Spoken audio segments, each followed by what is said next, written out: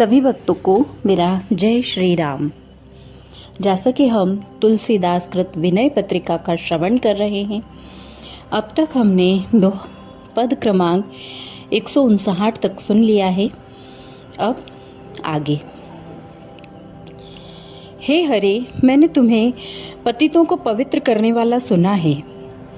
सो मैं तो पतित हूँ और तुम पतित पावन हो। बस दोनों के बानक बन गए, दोनों का मेल मिल गया। अब मेरे पावन होने में क्या संदेह है। वेद साक्षी दे रहे हैं कि तुमने व्याध, वाल्मीकि, गणिका, पिंगला वैश्या, गजेंद्र और अजामिल को तथा और भी अनेक नीचों को संसार सागर से पार कर दिया है, जिनकी गिनती ही किससे हो सकती है। जिन्होंने जानकर या बिना जाने तुम्हारा नाम ले लिया, उन्हें नरक और स्वर्ग में जाने की मनाही कर दी गई है, अर्थात वे भवसागर से पार होकर मुक्त हो जाते हैं। यह सब समझ बूझकर ही अब तुलसी भी तुम्हारी शरण में आया है, इसे भी अपना लो। यदि तुझ सरिका कहीं कोई दूसरा समर्थ स्वामी होता तो भला ऐसा कौन शूद्र था जो निपटे निरादर सहकर एवं दिन रात तेरा नाम रट रट कर दुबला होता। मैं जो तुझसे कृपा रूपी अमृत जल मांग रहा हूँ, वह सचमुच ही निराला है। मेरा चित्त रूपी चातक का बच्चा प्रेम रूपी स्वाति नक्षत्र का आनंद रूपी जल चाहता है। काल तथा कर्म के प्रभाव से यदि कभी कभी मन में कोई बुरी कामना आ जाती है, जिससे तेरी ओर से चित्त हटने लगता है, तो वह ऐसा ही है जैसे आनंद में जल में रहती हुई मछली कभी कभी उछलकर फिर घबराकर उसी में गोता लगा जाती है। जैसे मछली को क्षण भर का भी जल का वियोग सहन नहीं होता, वैसे ही मेरा चित्त चातक तेरे प्रेम जल से अलग होने पर घबरा जाता है और फिर तेरे ही लिए चेष्टा करता है। परंतु ऐसा कहना भी नहीं बनता, क्योंकि तुलसीदास के हृदय में जितना कपट है उतना किस प्रकार कहा जा सकता है। पर हे दशरथ दुलारे, तेरे राज्य में लोगों ने बिना ही जोते बोए पाया है, अर्थात बिना ही सत्कर्म किए केवल तेरे नाम से ही अनेक पापी तर गए हैं। वैसे ही मैं भी तर जाऊंगा, यही विश्वास है। संसार में ऐसा कौन उदार है जो बिना ही सेवा किए दीन दुखियों पर उन्हें देखते ही द्रवित हो जाता हो। ऐसे एक श्री रामचंद्र ही हैं, उनके समान दूसरा कोई नहीं। बड़े बड़े ज्ञानी मुनि योग वैराग्य आदि अनेक साधन करके भी जिस परम गति को नहीं पाते, वह गति प्रभु रघुनाथ जी ने गिद्ध और शबरी तक को दे दी, और उसको उन्होंने अपने मन में कुछ बहुत नहीं समझा। जिस संपत्ति को रावण ने शिव जी को अपने 10 सिर चढ़ाकर प्राप्त किया था, वही संपत्ति श्री राम ने बड़े ही संकोच के साथ विभीषण को दे डाली। तुलसीदास कहते हैं कि अरे मेरे मन, जो तू सब तरह से सब सुख चाहता है, तो श्री राम जी का भजन कर। कृपा निधान प्रभु तेरी सारी कामनाएं पूरी कर देंगे। हे श्री राम, सच्चे दानियों में शिरोमणि एक आप ही हैं। जिस किसी ने एक बार आपसे मांगा, फिर उसे मांगने के लिए बहुत नाच नहीं नाचने पड़े, अर्थात वह पूर्ण काम हो गया। दैत्य देवता मनुष्य मुनि ये सभी स्वार्थी हैं, बिना कुछ लिए और कुछ दिए नहीं देते। किंतु हे कौशलपति, आप ऐसे कृपालु कल्पतरु हैं जो एक बार प्रणाम करते ही कृपावश पिघल जाते हैं। आपने अपने दूसरे दूसरे अवतारों में भी वेदों की मर्यादा पाली है। जैसे यद्यपि सुदामा से आपके बचपन की मित्रता थी, पर उससे जब च्योरा ले लिया तभी उसे संपत्ति प्रदान की। हे राम जी, आपने सुग्रीव, शबरी, विभीषण और हनुमान, इनमें से किस किस को याचना रहित पूर्ण काम नहीं कर दिया। हे दयानिधे, अब तुलसी को यह दारुण आशा रूपी पिशाचिनी दुख दे रही है, इससे मेरा पिंड छुड़ा दो और मुझे भी अपने दर्शन देकर कृतार्थ करो। प्रीति की रीति एक श्री रघुनाथ जी ही जानते हैं। श्री राम जी सब नातों को छोड़कर केवल प्रेम का ही नाता रखते हैं। जिन महाराज दशरथ ने प्रेम के निभाने में शरीर छोड़कर अपनी अचल कीर्ति स्थापित कर दी, उन प्रेमी पिता से भी आपने जटायु गिद्ध पर अधिक ममता और गुण गौरवता दिखाई। दशरथ का मरण राम के सामने नहीं हुआ, परंतु प्यारे गिद्ध के प्राण तो राम ही की गोद में निकले और हाथों पिंडदान देकर उसका उद्धार किया। मित्र सुग्रीव को स्त्री के विरह में देखकर आपने अपनी प्राणाधिका प्यारी सीता जी को भी भुला दिया। जानकी जी का पता लगाने की बात भुला पहले बाली को मारकर सुग्रीव का दुख दूर किया। रणभूमि में शक्ति के लगने से प्यारे भाई लक्ष्मण मूर्छित होकर पड़े हैं, पर उनका दुख भूलकर आप हृदय में विभीषण ही की चिंता करने लगे कि जब लक्ष्मण ही न बचेंगे तब मैं रावण के साथ युद्ध करके क्या करूंगा। ऐसा होने पर वानर भालू तो अपने घर चले जाएंगे, परंतु बेचारा विभीषण कहाँ जाएगा। घर में गुरु वशिष्ठ के आश्रम में, प्रिय मित्रों के यहाँ अथवा ससुराल में जब जब जहाँ आपकी मेहमानी हुई तब वहाँ आपने यही कहा कि मुझे जैसा शबरी के बेरों में स्वाद और मिठास मिला था वैसा कहीं नहीं मिला।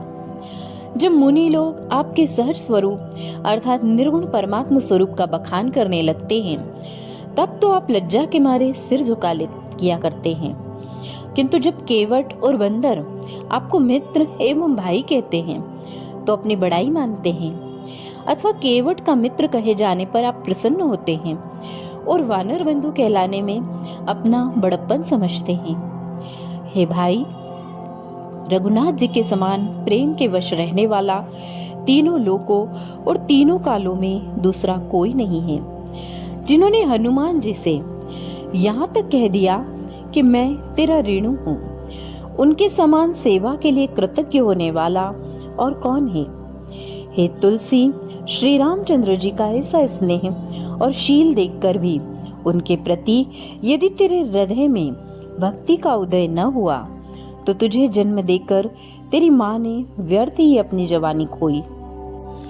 हे रघुश्रेष्ठ, आपकी यही बड़ाई है कि आप धनिकों का, धनांधों या गणमान्यों का, धन, विद्या या पद के अभिमानियों का अनादर कर गरीबों का आदर करते हैं, उन पर बड़ी कृपा करते हैं। देवता अनेक साधन करके थक गए पर उन्हें आपने स्वप्न में भी दर्शन न दिया, किंतु निषाद एवं कपटी रीछ, बंदर और राक्षस विभीषण के साथ भाईचारा कर लिया, इसलिए कि ये सब दीन निरभिमानी थे। दंडकारण्य में घूमते तो फिरे मुनियों के साथ हिल मिलकर, परंतु उनकी तो चर्चा तक नहीं चलाई। लेकिन गिद्ध, जटायु और शबरी के प्रेम का बारंबार सुंदर बखान करना आपको सदा अच्छा लगा। यहाँ भी वही दीनता और निराभिमान की बात है। कुत्ते के कहने पर सन्यासी को तो हाथी पर चढ़ाकर नगर के बाहर निकाल दिया और श्री सीता जी की झूठी निंदा करने वाले मूर्ख धोबी को अपनी प्रजा समझकर नीति से अपने नगर अयोध्या में बसा लिया, क्योंकि वह दीन गरीब था। इससे सिद्ध है कि इस दरबार में राम राज्य में दीनों के आदर करने की रीति सदा से चली आ रही है। किंतु हे दीन दयालु, क्या इस दीन तुलसी का ध्यान आपको आज तक किसी ने नहीं दिलाया? दीनों का ऐसा हित करने वाले श्री रामचंद्र जी हैं। वे अति कोमल, करुणा के भंडार और बिना ही कारण दूसरों का उपकार करने वाले हैं। साधनों से रहित दीन गौतम ऋषि की स्त्री अहिल्या अपने पापों के कारण शिला हो गई थी। उसे अपने घर से चलकर अपने पवित्र चरण से छूकर घोर शाप से छुड़ा दिया। हिंसा में रत गुह निषाद, जिसका तामसी शरीर था और जो पशु की तरह वन में फिरता रहता था, उसे अपने वंश और जाति का विचार किए बिना ही प्रेम के वश होकर हृदय से लगा लिया। यद्यपि इंद्र के पुत्र जयंत ने काक रूप से श्री सीता जी के चरण में चोंच मारकर इतना भारी अपराध किया था कि कुछ कहा नहीं जा सकता, तथापि जब वह बाण के मारे घबरा कर रक्षा के लिए सब लोगों को देख फिरा और फिर शोक से व्याकुल होकर शरण में आया, तब उसका सारा भय दूर कर दिया। जटायु गिद्ध पक्षी की योनि का था, सदा मांस खाया करता था। उसने ऐसा कौन सा व्रत धारण किया था कि जिसकी आपने अपने हाथ से पिता के समान अंत्येष्टि क्रिया कर सब बातें सुधार दी, अर्थात मुक्ति प्रदान कर दी। शबरी नीच जाति की मूर्खा स्त्री थी जो लोक और वेद दोनों से ही बाहर थी, परंतु उसका सच्चा प्रेम समझकर कृपालु रघुनाथ जी ने उसे भी कृपा पूर्वक दर्शन देकर उद्धार कर दिया। सुग्रीव बंदर अपने भाई बाली के भय से व्याकुल होकर जब पुकारता हुआ आपकी शरण में आया, तब आप अपने उस दास का दारुण दुख नहीं सह सके और गालियां सहकर भी बाली का वध कर डाला। विभीषण शत्रु रावण का भाई था और जाति का राक्षस था, वह किस भजन का अधिकारी था, किंतु जब वह आपकी शरण में आया तब आपने उसे आगे बढ़ाकर लिया और भुजा पसार कर हृदय से लगा गया। बंदर और रीछ ऐसे अधर्मी हैं कि उनका नाम तक लेने से अमंगल होता है, किंतु हे नाथ, उनको भी आपने पवित्र बना दिया।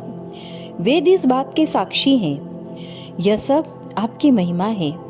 मैं कहाँ तक कहूँ, ऐसे असंख्य दीन हैं जिनकी विपत्तियां आपने दूर कर दी है, किंतु न जाने इस तुलसीदास पर जो कलयुग के पापों से जकड़ा हुआ आप कृपा करना क्यों भूल गए। श्री रघुनाथ जी की भक्ति करने में बड़ी कठिनता है। कहना तो सहज है, पर उसका करना कठिन है। इसे वही जानता है जिससे वह करते बन गई। जो जिस कला में चतुर है उसी के लिए वह सरल और सदा सुख देने वाली है। जैसे छोटी सी मछली तो गंगा जी की धारा के सामने चली जाती है, पर बड़ा भारी हाथी बह जाता है, क्योंकि मछली की तरह उसमें तैरना नहीं जानता। जैसे यदि धूल में चीनी मिल जाए तो उसे कोई भी जोर लगाकर अलग नहीं कर सकता, किंतु उसके रस को जानने वाली एक छोटी सी चींटी उसे अनायास ही अलग करके पा जाती है। जो योगी दृश्य मात्र को अपने पेट में रख ब्रह्मा के माया को समेटकर परमेश्वर रूप कारण में कार्य रूप जगत का लय करके अज्ञान निद्रा को त्याग कर सोता है, वही द्वैत से आत्यंतिक रूप से मुक्त हुआ पुरुष भगवान के परम पद के परमानंद की प्रत्यक्ष अनुभूति कर सकता है। इस अवस्था में शोक, मोह, भय, हर्ष, दिन रात और देश काल नहीं रह जाते। एक सच्चिदानंद घन प्रभु ही रह जाता है। किंतु हे तुलसीदास, जब तक इस दशा की प्राप्ति नहीं होती तब तक संशय का समूल नाश नहीं होता। यदि श्री रामचंद्र जी के चरणों में प्रेम होता तो रात दिन तीनों प्रकार के कष्ट और निखालिस विपत्ति ही क्यों सहनी पड़ती। यदि यह मन दिन रात में कभी स्वप्न में भी संतोष रूपी अमृत पा जाए तो विषय रूपी झूठे मृगजल को देखकर उसके पीछे अमृग बनकर क्यों दौड़े। यदि हम भगवान लक्ष्मीकांत की महिमा का हृदय में विचार कर प्रेम बढ़ाकर उनका भजन करते तो आज कुत्ते की तरह द्वार द्वार पेट दिखाते हुए क्यों मारे मारे फिरते। जो लोभी आशा के दास बन गए हैं वे तो सभी के गुलाम हैं। विषयों की आशा रखने वाले को ही सबकी गुलामी करनी पड़ती है, और जिन्होंने भगवान में विश्वास करके आशा को जीत लिया है वे ही भगवान के सच्चे सेवक हैं। मैं आपसे इसलिए विनय कर रहा हूँ कि मुझ में भजन का तो एक भी आचरण नहीं है, केवल आपका नाम जपता हूँ। हे नाथ, तुलसीदास पर इस नाम के नाते से ही कृपा कीजिए। यदि मुझे श्री रामचंद्र जी ही मीठे लगे होते तो साहित्य के नवरस एवं भोजन के छह रस नीरस और फीके पड़ जाते, पर राम जी मीठे नहीं लगते, इसलिए विषय भोग मीठे मालूम होते हैं।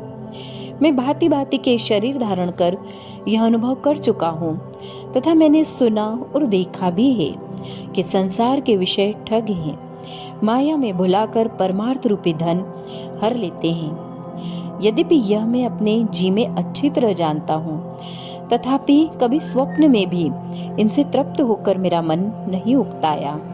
कैसी नीचता है, पर तुलसीदास अपने स्वामी श्री रघुनाथ जी से एक ही बल पर ये ठिठाई भरे वचन कह रहा है, और वह बल यह है कि हे नाथ, आपने अपने नाम की लाज से किस किस को दया करके भावबंधन से छूटने के लिए परवाने नहीं लिख दिए हैं। जिसने आपका नाम लिया उसी को मुक्ति का परवाना मिल गया। इसलिए मैं भी यूं यह कह रहा हूं, मेरा मन आपसे ऐसा कभी नहीं लगा। जैसा कि वह कपट छोड़कर स्वभाव से ही निरंतर विषयों में लगा रहता है, जैसे मैं पराई स्त्री को ताकता फिरता हूँ, घर घर के पाप भरे प्रपंच सुनता हूँ, वैसे न तो कभी साधुओं के दर्शन करता हूँ और न गंगा जी की निर्मल तरंगों के समान श्री रघुनाथ जी की गुणावली ही सुनता हूँ। जैसे नाक अच्छी अच्छी सुगंध के रस के अधीन रहती है और जीभ 6 रसों से प्रेम करती है, वैसे यह नाक भगवान पर चढ़ी हुई माला के लिए और जीभ भगवत प्रसाद के लिए कभी ललक कर नहीं ललचाती। जैसे यह अधम शरीर चंदन चंद्रवदनी युवती सुंदर गहने और मुलायम कपड़ों को स्पर्श करना चाहता है, वैसे श्री रघुनाथ जी के चरण कमलों का स्पर्श करने के लिए यह कभी नहीं तरसता। जैसे मैंने शरीर वचन और हृदय से बुरे बुरे देवों और दुष्ट स्वामियों की सब प्रकार से सेवा की, वैसे उन रघुनाथ जी की सेवा कभी नहीं की जो तनिक सेवा से अपने को खूब ही कृतज्ञ मानने लगते हैं और एक बार प्रणाम करते ही अपार करुणा के कारण सकुचा जाते हैं। जैसे इन चंचल चरणों ने लोभवश लालची बनकर द्वार द्वार ठोकरें खाई है, वैसे ये अभागे श्री सीताराम जी के पुण्य आश्रमों में जाकर कभी स्वप्न में भी नहीं थके, स्वप्न में भी कभी भगवान के पुण्य आश्रमों में जाने का कष्ट नहीं उठाया। हे प्रभु, इस प्रकार मेरे सभी अंग आपके चरणों से विमुख हैं, केवल इस मुख से आपके नाम की ओट ले रखी है, और यह इसलिए कि तुलसी को एक यही निश्चय है कि आपकी मूर्ति कृपामयी है। आप कृपा सागर होने के कारण नाम के प्रभाव से मुझे अवश्य अपना लेंगे। हे नाथ, मुझे तो आप यम की यातना में ही डाल दीजिए, नरकों में ही भेजिए, क्योंकि हे श्री राम जी, मैं ऐसा दुष्ट हूँ कि मैंने आप सरीखे पवित्र और सुहद बिना ही कारण हित करने वाले स्वामी को पीठ दे रखी है। गर्भ में आपने माता पिता के समान 10 महीने तक मेरा पालन पोषण कर कितना हित किया। मुझ मूर्ख को आपने शुद्ध ज्ञान, मुझ दुष्ट को सुंदर शील और मुझ अपराधी को आदर दिया। इतने पर भी मैं आपका भजन न करके आपसे उल्टा ही चलता हूँ।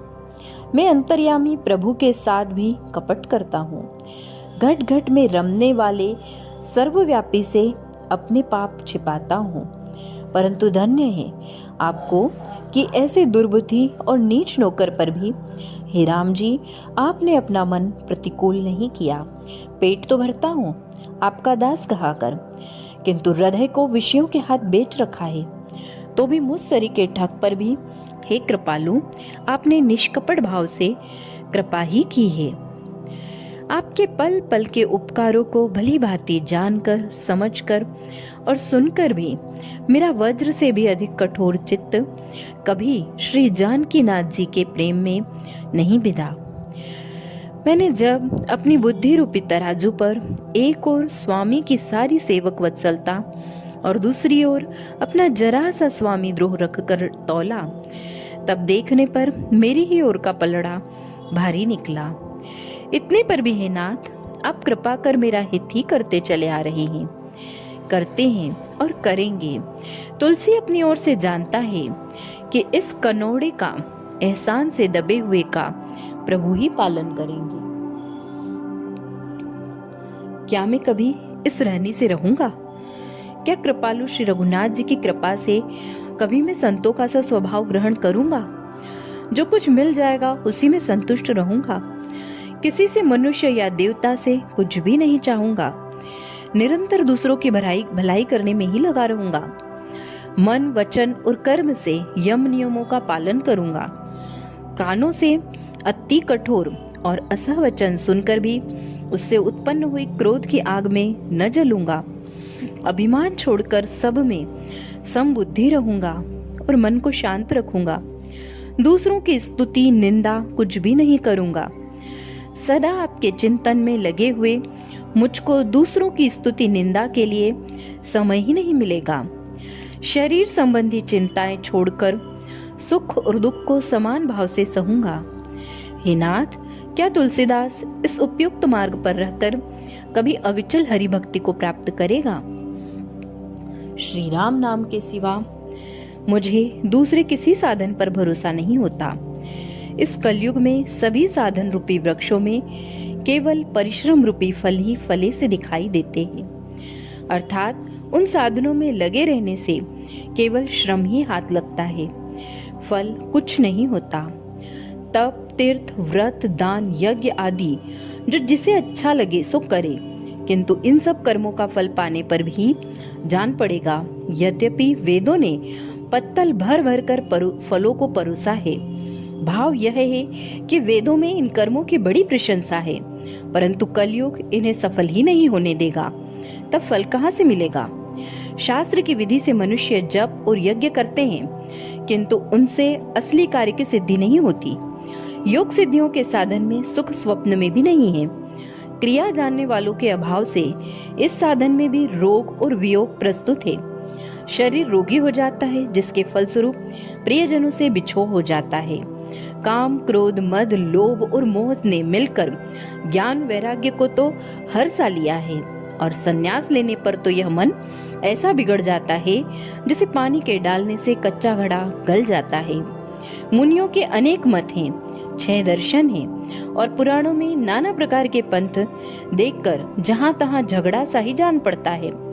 गुरु ने मेरे लिए राम भजन को ही उत्तम बतलाया है, और मुझे भी सीधे राजमार्ग के समान वही अच्छा लगता है। हे तुलसी, विश्वास और प्रेम के बिना जिसे बार बार पच पच कर मरना हो, वह भले ही मरे, किंतु संसार सागर से तरने के लिए तो राम नाम ही जहाज है। जिसे पार होना हो वह इस पर चढ़कर पार हो जाए। बोलो सियावर रामचंद्र भगवान की जय। शेष आगे।